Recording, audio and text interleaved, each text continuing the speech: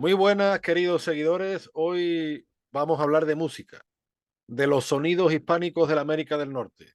Muchas músicas que son icónicas de los Estados Unidos, pues tienen sus orígenes hispanos. Y con el pana Emilio Acosta Ramos de Venezuela Provincial vamos a ir desmenuzándolo, ¿no, pana? ¿Cómo es? ¿Cómo es la vaina? Bueno, antes que nada, Antonio, darte las gracias como siempre por la invitación a tu canal de YouTube, Antonio Moreno Ruiz. Y sí, vamos a estar hablando de los orígenes, ¿no? Hispánicos de la música norteamericana. Muchos dirán, no, pero ¿cómo que orígenes de la música hispanoamericana? Si algunos dicen que es de origen negro, el rock, por ejemplo. Sí, pero tengamos en cuenta que la música hispana que estuvo asentada en el Virreinato de la Nueva España es como la semilla, ¿no? Y de esa semilla fue creciendo una planta que fue dando varias ramas y de ahí viene lo que es la música actual que se escucha en Norteamérica, ¿no? No, claro, el hecho de que sea incluso que tenga esos orígenes negros, que es verdad que lo tiene, no quita su hispanidad, te quiero decir. En Ujú. Cádiz, por ejemplo, en el siglo XIX, entra el llamado tango de los negros o tango americano que después evoluciona hacia el tango flamenco y no deja de ser música absolutamente hispana. Es que muchas veces con esas clasificaciones raciales segregacionistas se olvida que la hispanidad no es una raza. De hecho, si tú y yo fuéramos, por ejemplo, a Estados Unidos, cuando te pasan la tabla esta como de clasificaciones, que si eres white, hispanic, bueno, Mm. nosotros qué rellenamos, o sea, porque en el mundo hispano, en nuestra cultura, no hay esa clasificación segregacionista. Entonces, bueno, pues en la música pasa tres cuartos de lo mismo, ¿no? Y la verdad es que sí, que muchas músicas, bueno, es lo que hablé, lo que hemos hablado otras veces en su día, por ejemplo, la Luisiana, que a día de hoy tenemos todos en la mente que Luisiana es un estado del sureste, pero no, la Luisiana era el antiguo camino francés para el Canadá, que en la época de Carlos III se incorpora a la monarquía española y la Luisiana probablemente de los estados más folclóricos, por así decirlo, en música, en gastronomía, ¿no? Si hablamos del blues, si hablamos del rock, si hablamos del cajún, muchos están relacionados, todos estos estilos directamente con Luisiana, toda la música esa carnavalera que tienen allí con el Mardi Gras, ¿no?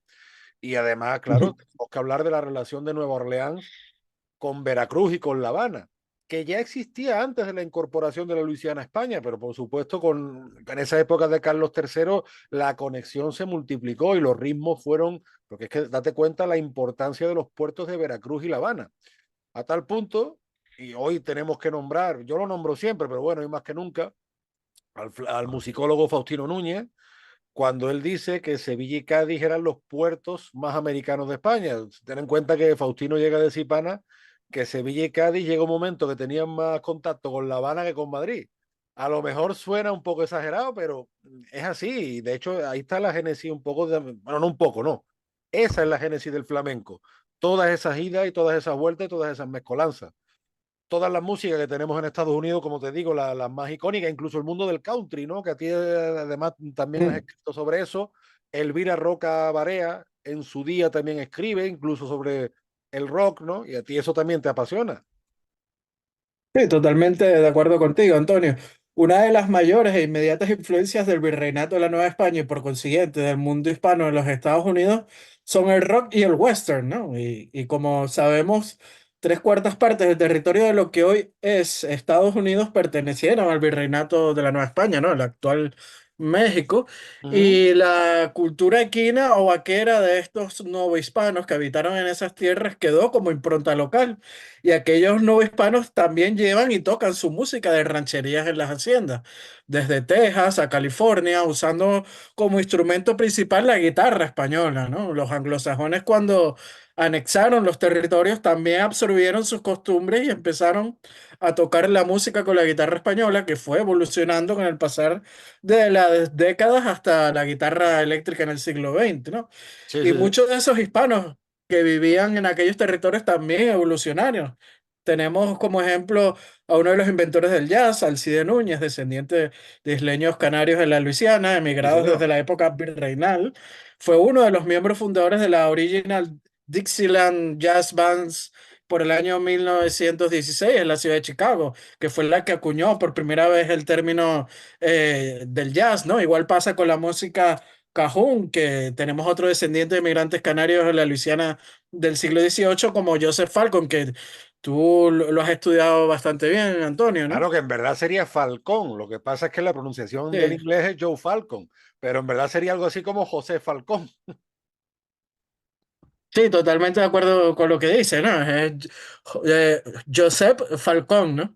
Por Ujú. llamarlo de una Claro, forma sí, más sí, no, española. O no. sea, pero él fue el primero en grabar un álbum de música cajún en Nueva Orleans el 27 de abril de 1928, siendo la primera estrella de este género, y de este género cajún, ¿no? En la Luisiana. Mira, pana, hablando de la música cajún, y fíjate, yo escribí sobre el tema para el medio CDM en español, pero como no me fío ni de mi memoria, acudo al propio artículo que yo hice, porque, por ejemplo, desde hace años, pues tenemos cada vez más contacto de los descendientes de canarios y también de los descendientes de malagueños que fueron a Luisiana, ¿no? Y poblaron la zona. Hay un historiador, José Manuel de Molina, que dice, los cantos de la música cajún tienen algunas similitudes con las verdiales, el folclore de los montes de Málaga. Claro, nosotros decimos que es verdad que al cajún se le añade el acordeón, la influencia, digamos, criolla francesa, ¿no? Pero Molina, por ejemplo, insiste mucho en este particular, ¿no? Sobre todo en la influencia de gente que fue allí de Macharabiaya, Cártama, Alaurín de la Torre, Mija, de todos aquellos que fundan Nueva Iberia. Y bueno, a este hombre pues ha sido premiado y reconocido en la zona. Luego lo que tú dices, la presencia de los isleños canarios que en su folclore han mantenido la décima. La décima, que es poesía y música, que está muy presente en las Islas Canarias, también en Perú, en Panamá, en Colombia, pues en Luisiana ha estado presente por esos isleños, de los que descendía Alcide Núñez y Joe Falcón o Falcón, y se han conservado letras, se ha conservado el español, de hecho, contra viento y marea, durante más de 2 siglos, que tiene muchísimo mérito. Un español que a mí me recuerda cuando ya quedan muy poquitos hablantes de español descendientes de aquella oleada, pero me recuerda al canario, pero también al andaluz. Tiene muchas cosas que parecen andaluces hablando, incluso también, claro, algunos criollos cubanos fueron a la zona y también tomaron préstamos del Caribe, ¿no? Entonces el cajún, que es una rama del country muy asociada a esos franceses de Luisiana, aquí una vez me acuerdo de Jorge García Ruiz, de nuestro maestro, porque él dice que la influencia francesa, es verdad lo que dice Jorge, ha sido inflada artificialmente, porque de hecho muchos de esos colonos franco-canadienses llegaron porque España los acogió, con Bernardo de Galvez, con Luis de Unzaga, porque había que poblar y asegurar la zona, y ellos, como fueron expulsados los británicos, que eso está muy poco en la memoria, pero la barbaridad que hicieron los británicos con los colonos franco-canadienses, pana, si no es genocidio, se le parece mucho, ¿eh? Pero bueno, fueron acogidos en tierra española y desarrollaron pues sus costumbres y bueno, la relación, por ejemplo, con México se ve en la gastronomía. El tomate, ¿no? Que además es muchas veces gastronomía distinta del resto de los Estados Unidos, ¿no? Y fíjate, incluso músicos de lo que es toda la onda rockabilly, yo tengo grandes amigos en esa onda, por ejemplo, mi paisano Lalo Gastalver, que es un gran músico, yo he tenido la oportunidad de escucharlo en directo con su grupo, y ahora con The Gold Diggers, o mi amigo el granaíno Miguel Gómez Moleón, desde aquí le mando un abrazo, ¿no? Fíjate cómo Elvis Presley o Johnny Cash le ponen toques siempre de música mexicana. Por ejemplo, la canción de Ring on Fire, ¿no? Tiene una ¿Mm? introducción que nos resulta muy familiar. Y muchas veces O Viva criticamos, Las Vegas, ¿no? claro, viva Las Vegas, y muchas veces criticamos a los norteamericanos porque confunden la música mexicana con el flamenco, pero no, es que hay un elemento común como es el rasgueo de la guitarra. Digo, los gringos de tanto los criticamos se han dado cuenta de rasgos comunes que nosotros no hemos prestado atención o hemos despreciado. O por ejemplo la canción que le gusta mucho a Elvira Roca, El Camino Real, ¿no? El Ujú, Camino Real, y toda una onda de rock, surfero, de todo esto que sale después, bebe mucho de esas raíces. Y vamos más, lo que tú decías al principio, tú apuntabas a la cultura country. En la agencia F, pana, en el año 2023 era un artículo muy interesante y le hacen una entrevista a una artista mexicana, Chiquis, y ella dice, para mí, la música del regional mexicano y el country están íntimamente ligados. Comparten historias, fronteras y una crudeza poética a la hora de contar las historias. Es lo que tú decías, la cultura vaquera, la cultura del caballista, que la tenemos en el charro, la tenemos en los chagras, en los gauchos, los llaneros, los chalanes, los guasos. Es que es el mismo mundo. Sí, es lo que yo hablaba con nuestro amigo Diego Laguardia, quien es un músico reconocido, ¿no? Que si nos ponemos a analizar la estructura de la música norteamericana o estadounidense, es muchísimo más similar a la estructura de la música hispana que a la música que es anglosajona, con raíces celtas, ¿no? De que puede haber en las Islas Británicas. Es totalmente diferente en cuanto a estructura se refiere Bueno, celta o germánica o romana, tú sabes que en el celtismo también hay sí. mucha exageración, pero bueno. Sí, exacto, pero por llamarlo de Sí, una sí, sí, forma general, claro. ¿no? O sea, comparte mucho más la estructura de la música hispana que la de las Islas Británicas, ¿no? O sea, está más emparentada en sí. Y de todas esas influencias, pues deriva el rock and roll, ¿no? Y sostiene, como tú bien dices, la filóloga María Elvira Roca Barea, que el rock californiano o rock surfero tiene una gran inspiración hispana por medio del western y vemos músicos que lo reflejan como la canción que tú citaste del Camino Real de 1964, que es de una banda que se llama Small Tag Lighting, y también tenemos otras canciones como Spanish Castle Magic de Jimi Hendrix de 1967, Ujú, Mick DeVille con su canción Spanish Troll de 1977, entre otras muchas canciones, ¿no? Y también, Antonio, no podemos olvidarnos de aquellos artistas hispanos que dieron mucho al género rock, como lo son Richie Valens o Ricardo Valenzuela, ¿no? sí. Jerry García también, Carlos Santana o la banda Los Lobos, ¿no? Así que la huella del virreinato de la Nueva España y por ende del mundo hispano en los Estados Unidos y su música es innegable y también hasta hoy en día vemos esa huella, ¿no? Hispana en la música rock, ¿no? Hoy en día. Y tú que antes hablaste hispana del jazz, fíjate lo que dice Faustino Núñez, lo Ujú. volvemos a citar. En una entrevista, él dice, el fandango cantable, rondeñas, malagueñas, fandangos locales y naturales, tiene una estructura armónica que curiosamente coincide con el blues. En el fandango cantable haces tónica, dominante, tónica y cadencia. Si a esto le quito la cadencia y le meto el modo mayor, con la característica séptima menor en cada uno de los acordes que marca la diferencia, tenemos el blues. El fandango cantable tiene mucha cercanía con las músicas de México, Nueva Orleans y Texas. De hecho, Faustino Núñez, que es como investigador es soberbio, o sea, se ha llevado, yo qué sé, más de 30 años, ¿no? Y además ha vivido en Cuba, en fin, que conoce mundo, ¿no? Él, una de las cosas que expone es como Jerry Roll Morton, creo recordar que en el año 1938, un dato que le gusta, por cierto, mucho a la historiadora Carrie Gibson, le mandamos un saludo, cómo él habla Para del acá. toque español en la música de Nueva Orleans y principalmente en el jazz, que necesita el toque español, ¿no? No me acuerdo ahora mismo cuál era la expresión en inglés, Spanish Pingle, no me acuerdo, pero bueno, que ellos mismos, Spanish Touch. que no era otra, Otra. ahora, pero que me refiero que muchas veces, y esto lo hablamos siempre con Jorge García Ruiz, no, que los norteamericanos no conocen su historia, no, más bien lo que no la conocemos somos nosotros, porque los mismos músicos norteamericanos son los primeros que afirman y que se recrean en esos orígenes hispanos, o sea que muchas veces el problema lo tenemos aquí, en no reivindicar, oye, nuestra influencia, o no, ni siquiera nuestra influencia, lo que tenemos en común, porque la música española, por más que a los puristas no les guste, está muy influenciada por todo lo que vino de los grandes puertos americanos. No, y si nos ponemos a ver, tenemos un gran ejemplo más actual, ¿no? Si te pones a ver que nombré anteriormente a Richie Valens o Ujú. Ricardo Valenzuela, él tomó una canción del folclore veracruzano, como es La Bamba, ¿no? Y la lleva al rock and roll y por su gran estructura, que es tan similar al rock and roll, pues se adapta muy genialmente a ese tipo de música, ¿no? Y la populariza a nivel mundial, ¿no? Llevándola, bueno. Mucha gente piensa que es una canción de rock, pero no, es una canción folclórica de Veracruz, ¿no? De México, del actual México. Y de hecho, si uno escucha a día de hoy en YouTube, eso sí es verdad que es una gran ventaja. Antes era mucho más complicado. A día de hoy tú te encuentras piezas antiquísimas que ya están en YouTube y tú escuchas los blues Ujú. antiguos, tiene un toque como tú dices, no sé si es Cuba, si es México, pero claro, es que está ahí.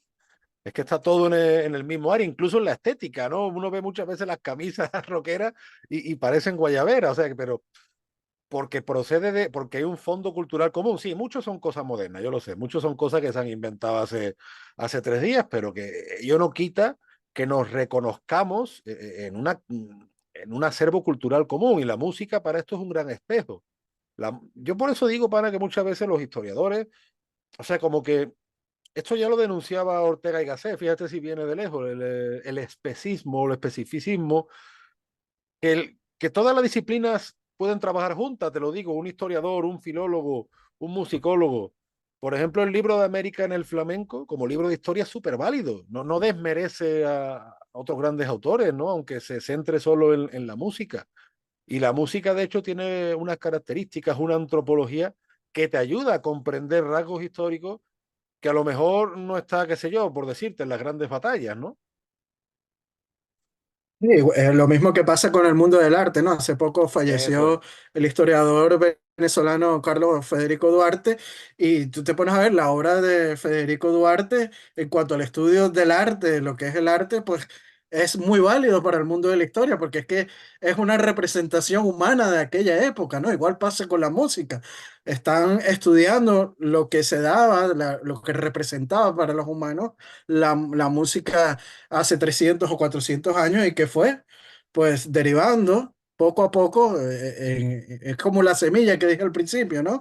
Va Ujú. creciendo y va sacando ramas totalmente diferentes, pero que sin esa semilla no hubiera existido la música que escuchamos hoy en día. No, claro, y además hablamos también de las influencias, por ejemplo, date cuenta la influencia irlandesa en las músicas norteamericanas, que yo no he estudiado a fondo el tema, pero a mí me da que eso que llama, y a mí me encanta, ¿eh? Tú sabes que a mí me encanta los Dropkick Murphy, me encanta ese estilo, o sea, yo soy, y además me gustan mis Boston Celtics, o sea, la cerveza negra, todo ese mundo a mí me encanta, pero La claro, Guinness, ¿no? ahí A ver está, si nos pero patrocina la Guinness.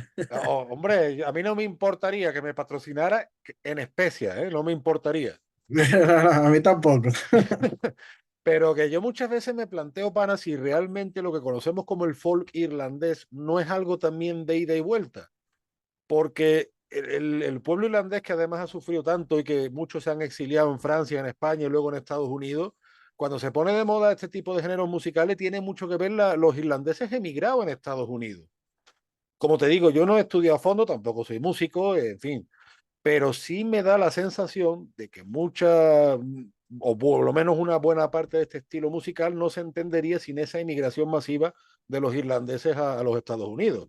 Y bueno, de hecho, date cuenta, la escena de folk irlandés que hay en Estados Unidos es tremenda, ¿no? Y además, claro, ya lo mezclan la música irlandesa con el rock, con el punk y con otro género ya más moderno. Sí, no, y si te pones a ver, es que Estados Unidos es un país de inmigrantes, de personas de todas partes del mundo y cada cultura pues va añadiendo algo nuevo a la cultura norteamericana o estadounidense, ¿no? O sea, vemos por ejemplo el acordeón que también es algo muy común de lo que es el centro de Europa, bueno, se Ujú. traslada a Estados Unidos y en música, en mucha de la música, digamos, folclórica de la Luisiana o del medio oeste norteamericano lo vemos presente, ¿no? Y es eso, ¿no? La semilla del virreinato de la Nueva España que se va adhiriéndole todos esos, digamos, compuestos de los inmigrantes que van llegando a Norteamérica, ¿no? Pues tenemos a los irlandeses, tenemos a la gente del centro de Europa como los alemanes, ¿no? Ujú. La gente del norte de Europa, como los escandinavos, y va digamos, cada pueblo va, cada inmigrante va agregando pues algo nuevo a esa cultura norteamericana que va enriqueciéndola, pero sin la semilla principal, que es la que estamos hablando, la hispánica, que viene desde hace 300 o 400 años con el virreinato de la Nueva España, pues no hubiera existido. Y sobre todo darle importancia a ese siglo XVIII, ¿no? Que es cuando se consolida ese Ujú. mundo que luego va a engendrar ese folclore, lo que dice Jorge, el siglo de oro de la América española, el siglo en el que la monarquía española más se expandió por los territorios norteamericanos, llegando hasta Alaska, que sí, que yo sé que la presencia a lo mejor en muchos puntos fue más nominal que otra cosa, pero bueno, es lo que tú dices. Cuando los distintos colonos, los distintos inmigrantes llegaron, se encontraron que ya había allí una cultura, que ya había una música, que ya había una ganadería, que ya había una gastronomía. Todas estas cosas que vemos, incluso rollo Tex-Mex y todo eso, bueno, sí, a Ujú. día de hoy son franquicias, pero eso viene de un pasado. Igual que hay gente que dice que jambalaya y todos estos platos típicos de la Luisiana pueden tener cierto parecido a la paella. Bueno, será de una manera, será de otra, pero hombre, ¿qué es eso? Que nos reconocemos en ese fondo cultural común y que desde luego la música te da... Lo que pasa, pana, es que es lo que yo digo siempre. Mira, por ejemplo, a día de hoy, una vez hablamos, ¿te acuerdas cuando hablamos de los alanos, no? Bueno, pues Ujú. parece ser que los españoles, por el tema de los tercios de Flandes y por el tema de América, expandieron sus razas caninas por medio mundo. Y hay muchos perros que a día de hoy son razas que están estandarizadas, pero que tienen orígenes en los dogos de la península ibérica. Pero aquí como que no le hemos dado importancia. Y con la música, con la gastronomía es lo mismo. Uno piensa en gastronomía y lo primero que piensa es en un chef francés, ¿no? O italiano. O italiano, cuando Napoleón robó hasta las recetas de los conventos. O sea, porque la tradición gastronómica aquí, que tenemos todo el Mediterráneo metido, y luego encima también todo el Atlántico y hasta el Pacífico, pero sin embargo, como que no nos hemos preocupado, los hispanos en general, como de sistematizar, como de estandarizar. Y nos pasa con muchas cosas cotidianas y en la música, tres cuartos de lo mismo. Y son muchas veces los propios norteamericanos los que hablan de ese origen hispano en el rock, en el blues, en el cajún, en qué sé yo, en multitud de disciplinas musicales que vemos allí, ¿no? Y que forman, pues claro, gustará más, gustará menos, pero ese patrón musical estadounidense está extendido por todo el mundo. Y el que más y el que menos tiene sus influencias. A ti, por ejemplo, también te gusta el metal, ¿no? Sí, el rock, el metal es sin duda alguna una música que me ha influido mucho durante toda mi vida, ¿no? Pero si nos ponemos a ver por qué a lo mejor no tenemos, no reconocemos este aporte al mundo, digamos, cultural de la música estadounidense. Es que primero porque estamos desorganizados, hay que decirlo así. Porque en Estados Unidos el mundo de la cultura y las artes pues ha influenciado en el resto del mundo? Porque primero están organizados y han tenido un éxito económico que al tener éxito económico van apoyando todos los, digamos, los hechos culturales, ¿no? Tanto la música como el arte, como las películas, el mundo de las películas. Por eso es que tiene tanto éxito en el mundo estadounidense, en el resto del mundo. Y es por eso, porque han tenido un éxito económico que apoyan a esas industrias culturales, tanto de la música como del arte, como de la cinematografía, y se han podido organizar mucho mejor, ¿no? Lamentablemente nuestra desorganización y hay que decirlo, no hemos tenido ese éxito económico, no nos ayudan a organizarnos y apoyar a todas estas organizaciones culturales como pueden ser, o manifestaciones culturales como pueden ser la música, el cine o el arte, ¿no? Es que imagínate las historias, solo con el libro de Jorge, con Presidio, Soldados del Rey, el montón de películas que te salen de ahí. Y incluso los grandes compositores como Ennio Morricone, los grandes directores de cine como Sergio Leone, tú sabes que yo soy un enamorado de esa película, El bueno, el feo y el malo, que me la habré visto 200 veces y la sigo viendo. Muchas veces son interpretaciones que ellos hacen de temas hispanos. De Ujú, hecho, eso que llaman spaghetti western, que también hubo un paella western, ¿no? Aunque menos conocido, ujú, es una sátira, si te fijas, es una sátira al llamado primer western o western, digamos, más anglosajón, que claro que ahí sí yo coincido con Elvira Rocabarea, que es lo que te presenta ese western. Pues que no había nada y que ellos llegaron a partir, no, pero sí, sí que había. Entonces, Sergio Leone precisamente lo que te retrata en esas películas, que no son historias, son películas, pero una sociedad ujú. durísima, una sociedad te retrata las misiones, el legado español, ¿no? Que se estaba destruyendo. Y además eso es la dureza, la rudeza, lo que hablaba el artista Chiquis, ¿no? Esa crudeza poética que sale muy bien en ese tipo de películas que son satíricas. Y la música que nosotros escuchamos, pues son interpretaciones de temas hispanos y además que te evocan a temas hispanos. Sí, he dado muchos ejemplos anteriormente, ¿no? O sea, vemos El Camino Real, Spanish Castle Magic, ¿no? Entre otras canciones, ¿no? Que dan fe de lo que estamos hablando y de esa gran influencia, sobre todo en el oeste norteamericano, ¿no? Sí, Sin la presencia hispana, pues no podemos comprender lo que es la cultura estadounidense de hoy en día.